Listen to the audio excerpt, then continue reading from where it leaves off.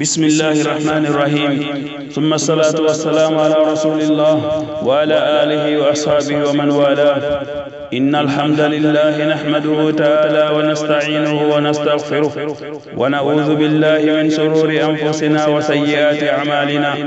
من يهده الله فلا مضل له ومن يضلل فلا هادي له، وأشهد أن لا إله إلا الله وحده لا شريك له، وأشهد أن محمدا عبد الله ورسوله. أما بعد، يا أيها الذين آمنوا اتقوا الله حق تقاته ولا تموتن إلا وأنتم مسلمون. يا أيها الناس اتقوا ربكم الذي خلقكم من نفس واحدة وخلق منها زوجها وبث منهما رجالا كثيرا ونساء، واتقوا الله الذي تساءلون به والأرحام،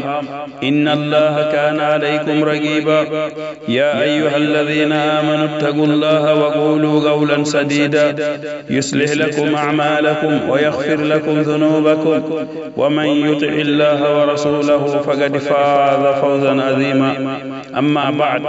ألا فإن أصدق الحديث كلام الله، وخير الهدي هدي محمد صلى الله عليه وآله وسلم، وشر الأمور محدثاتها، وكل محدثة في الدين بدعة، وكل بدعة ضلالة، وكل ضلالة في النار. أجارني الله وإياكم من عذاب النار. أيها المستمعون الكرام، أحييكم بتحية أهل الجنة في الجنة، وأقول لكم السلام عليكم ورحمة الله تعالى وبركاته. أيها المسلمون والمسلمات المستمعون الكرام، يقول الله سبحانه وتعالى: ولا تقتلوا أولادكم خشية إملاق، ولا تقتلوا أولادكم خشية إملاق، نحن نرزقهم وإياكم، إن قتلهم كان خطأ كبيرا. ولا تقربوا الزنا، إنه كان فاحشة وساء سبيلا. أيها المسلمون عباد الله،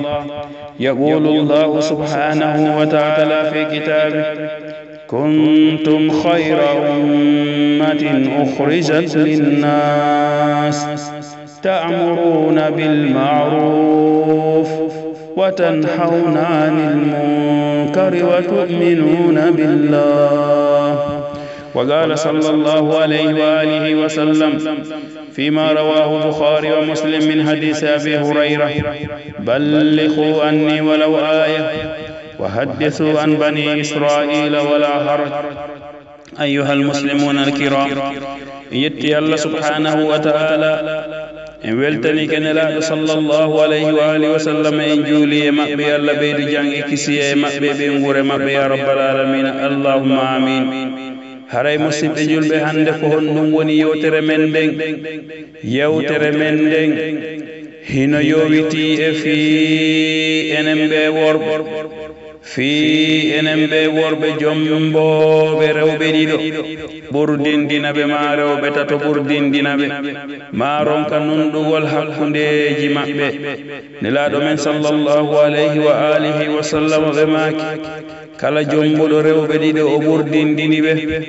yo andu si tawi o toraki oya haqqe, o mayidi e on haqqe ɗo yawmal qiyama, tawa e sengo makko goo hino paralysi. hulen Allah musidɓe julɓe, anditen en maayay si en andi en wawata nunɗude hakkunde rewɓe men ɓen jomben goto. hulen Allah subhanahu wa ta'ala sabura nelaɗo sallallahu alayhi wa alihi wa sallam, sabu yurmegol en, sabu laɓangol en reedu, sabu hulangol en ge yiite wi'etege jahannam. haray ɓe andini en koye en nunɗu hakkundeji men e rewɓe men ɓen. wota en waɗuɓe rewɓe ɓe tawata en yurmintaɓe. hande ɗo hay karamokoɓe men ɓen buy hino yanude ngo sengo ɗo itti e sikke noon ɓe wona karamokoɓe. haray hiɗen reeni hande en nanay woɓɓe no wi'a sonnaje jonni tataki gonga, ya subhanallah. haray ko honto ɓe cippi e o ɗum ɗo si tawi kaka qur'ana ɓe ƴettima ka hadise ɓe ƴetti ɓe addangen aya on ma hadise on haray kadi hande musidɓe julɓe woni saayi mo fewniɗen on ko saayi jawdi ɓurɓe ɗuuɗude ɓen hande ko jawdi ndi higgini yeeso e di wowlugol goonga e di hulugol Allah e di jokkugol sunna mo nelaaɗo men sallallahu alayhi wa alihi wa sallam jokkuno on haray musidɓe julɓe yewtidiren goonga sabu Allah subhanahu wa ta'ala o daali wal asr innal insana lafi khusr illa alladhina amanu wa amilu salihat wa tawasaw bil haqq wa tawasaw bis sabr Allah daali haray o wondiri jamanu maɗum o wondiri alansara haray pellet neɗɗo fof hino e nder perdi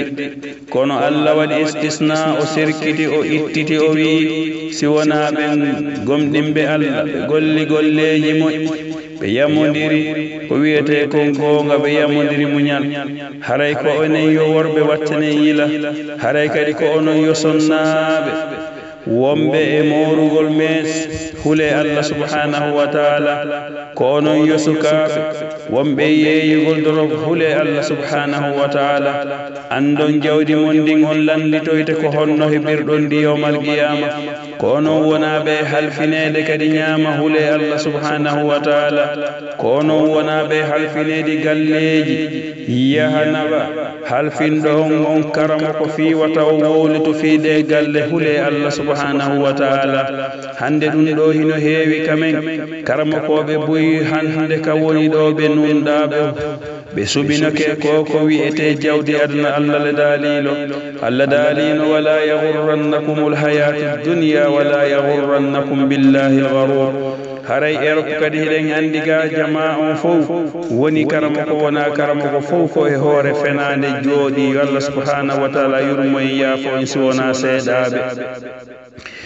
sabu hiɗen andi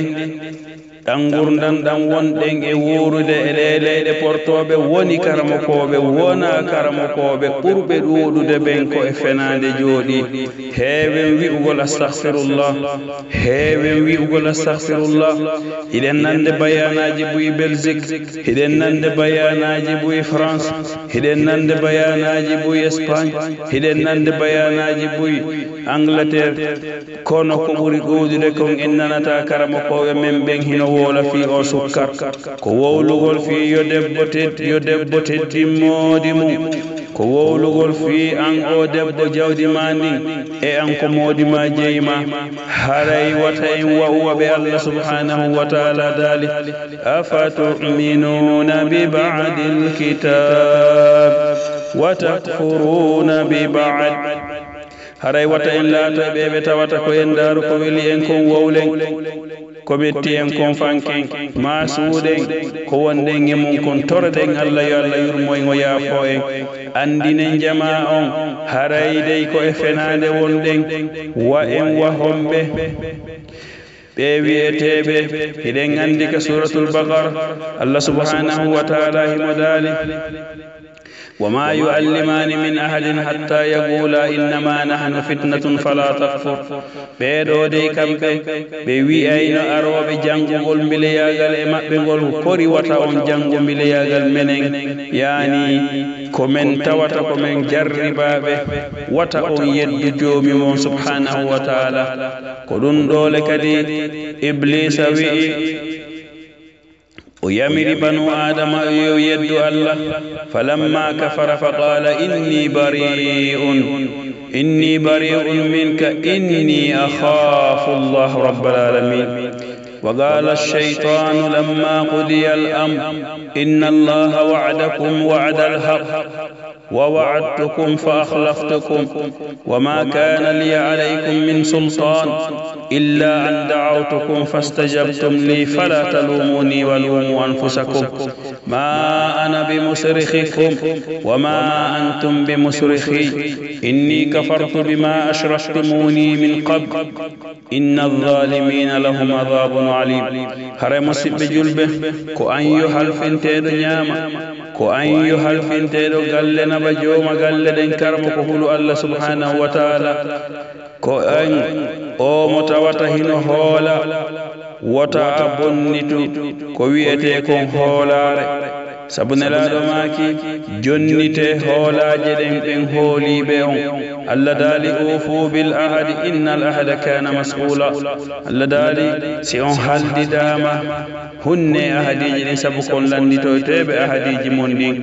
hande noon aduna Allah on fof ala ɓurɗo wawude firtugol ahadi ha hewti en enen fulɓe ɓen a haldiday e goɗɗo o wiyama ella ala yo wa wasino ka jungo ma ñaamo woni ko karamokojo woni wona karamokojo si wona seeɗaɓe yo Allah waɗa on e ɓen seeɗaɓe yo wonu ka jungo ma ñaamo ha hewta si ari a wi'i mi ari fi ko haldunoɗen kon o ara o wiyama ko yani firti ko saasi subhanallah julɗo duwaka wawde ni musidɓe julɗo duwaka wawde ni si tawi a andi a heɓata feere wi'u kaari mi heɓata feere si o seytini yo seytin kono wata a fodmo hara hiɗa andi a mara feere ma hara hiɗa andi a hunnoyta haray hulen Allah subhanahu wa ta'ala ko yimɓe jelo hande wona e halfinede jawdi buy tawa ko ñamande ɓe hettirta ndin jawdi ko karamo koɓe jelo hande udditi école ji kamen guine hara hino yoɓinde yurmetaki miskinaɓe Allah ɓen subhanahu wa ta'ala hino ma pitum mobugol jawdi Allah le dalino subhanahu wa ta'ala banu adama hino yiɗi jawdi emma yali accen ɗo ndi jawdi ndi wonɗen e mapanade fi mum Allah wi'inole wa fi dhalika falyatanafasil mutanafisun ko fi o aljanna ɗo duwanoɗen poɗodirde hande noon ko sodugol teriji waɗa hectare ji jomba rewɓe hara nunɗata hakkudeji maɓɓe hara jonnitataɓe haqqeji maɓɓe hara hulata Allah hakkudeji maɓɓe yiyaɓe ka bayanaji inna hina ɗo sahabaɓe ɓen si tawi a tawiɓe ka suudu maɓɓe maasi sonnaɓe maɓɓe ɓen yewtima no ɓe wondire maɓɓe inna hino ɗo ayɓe l'islam haray yoɓe wawɓe ni yoɓe hulu Allah subhanahu wa ta'ala ta goɗɗo fiyaltuka yaasi o feññina ko sahabaji yiɗugol mo sunna tawa ka suudu makko ko kanko ɓuri bonde kala ko boni yo Allah subhanahu wa ta'ala moƴƴinangin gundoji men ɗin wano o moƴƴi wano kadi no feññinirɗen ko e moƴƴuɓe yo Allah moƴƴinangin kadi gundoji men ɗin haray ko en hulu Allah subhanahu wa ta'ala ko sonnaɓe jelo woni e tiggade hara ɓe jatoto ko sonnaɓe jelo woni e tiggade hara ɓe yennay mawdi maɓɓe ɓe ɓittinanay mawdi maɓɓe ɓe tampinanay mawdi maɓɓe ɓe janfoto mawdi maɓɓe ko sonnaɓe jelo woni e tiggade si a yiiɓe inna hino ɗo rewɓe sahabaɓe ɓen hara kaka conki tun jikku o moƴƴa ɗengal ngal moƴƴa wondigal ngal ka suudu moƴƴa ko worɓe jelo yi'o ton hino acciti waare raɓɓinɗini pantolo mum raɓɓinɗini dolokke mum haa si a yi'imo ko yaasi wi'a hino ɗo sahabaɓe ɓen kono si tawi a halfinimo ko ñamande hettirta si on haldi o hunnata si o fodima o waɗata ya subhanallah tawa o dankota ko ɓe ngure makko nden o diktatiray ɓe nguure makko nden rewɓe makko ɓen alaka foofa ka suudu mum hulen Allah musidɓe julɓe anden enen ɗo fof en maayay waɗe ɗen ka gaburu men immintina ɗen landitoɗen kala ko gollunoɗen musidɓe julɓe andite ñande darotoɗen ñalormo mo tawata ko duuɓi guluuji 50 an hiɗa dari min hilan dari mi ɓornaaki hay e huunde mi alaka mi doga mi yaha mi yaroya ndiyam si wona Allah subhanahu wa ta'ala yarnim yo Allah yarno en nden ñande musidɓe julɓe hulen Allah subhanahu wa ta'ala andite ñande Allah wi'oyta ko ayyo malaikajo noddanan kaarijo ɓiɗɗo kaarijo yo aru mi landomo kala ko golluno ko aduna ko ɗum nelaɗo men sallallahu alayhi wa alihi wa sallam maaki yawma yaqulu Allah ya fulan ابن فلان استعد للوقوف بين يدي الله كدون الله سبحانه وتعالى ودالي ñande aye malaikaɓe hino pooɗamo malaikaɓe ɓen hino pooɗamo heɓe addamo yo daro takko Allah subhanahu wa ta'ala Allah hasbamo honto tereji ɗin honto galleji ɗin honto angal nondugol ngol honto morugol mes hande ayi ay nenirawo jogiiɗo son ɓiɓɓe rewɓe hewtuɓe ka jombeteno moro mes hara worɓe maɓɓe ɓen wolino haa ronki ɓe haa jaaga siko wonɓe leyɗe porto enen musidɓe julɓe hulen Allah subhanahu wa ta'ala mi andintina on ɗo gissa sonnajo morotonoɗo mes modi makko haali haa ronki yo accu waɗugol o mes o andande mayde arantamo o jaabo modi makko an hiɗa faminkini ka oustaz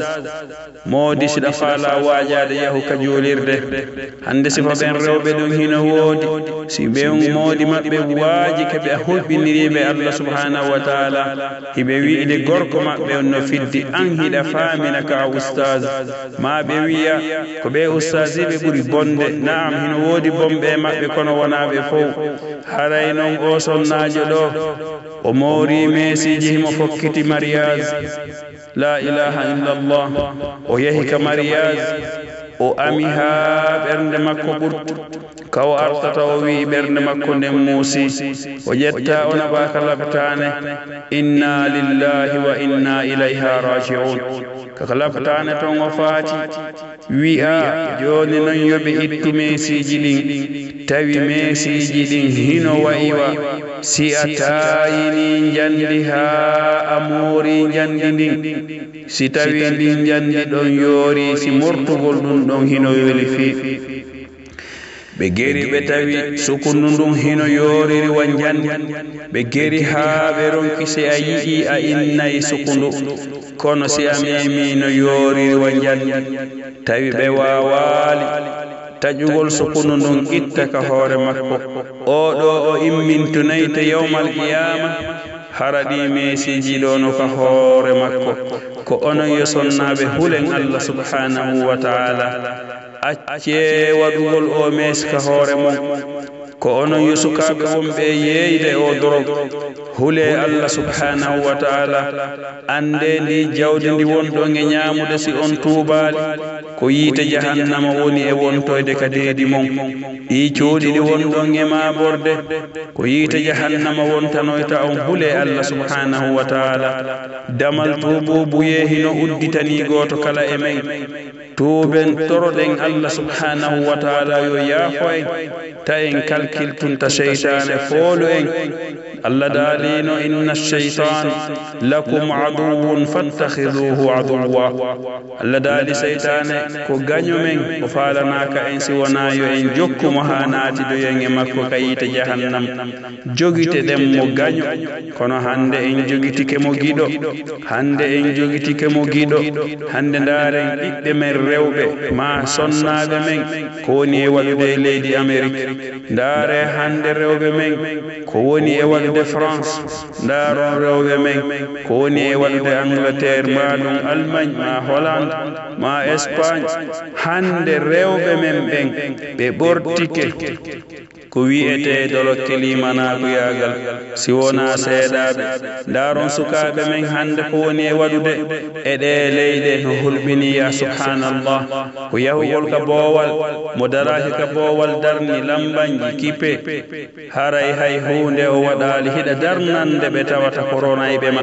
hay ɓe toranta komo Allah hulen Allah subhanahu wa ta'ala on to Mamadou Daraba en woni yo Allah yurmoɓe yaafoɓe on to Salwara ya en woni yo Allah yurmoɓe yaafoɓe ko honto sifa ɓeɗo woni ka leydi men ɓeɗo hande ɓe wontino ko gaburuji maɓɓe galleji maɓɓe ɗin hino ɓaawo maɓɓe musidɓe julɓe hulen Allah tuube ruttuɗen e Allah ko jaɓowo tuububuye Allah daali tuube faade e joomi mon ko kanko woni jaɓowo tuububuye musidɓe julɓe hulen Allah subhanahu wa ta'ala anditen goto kala wonay ka gaburu mum anditen goto kala landitode kala ko golluno ko aduna assalamu aleykum wa rahmatullahi wa barakatuh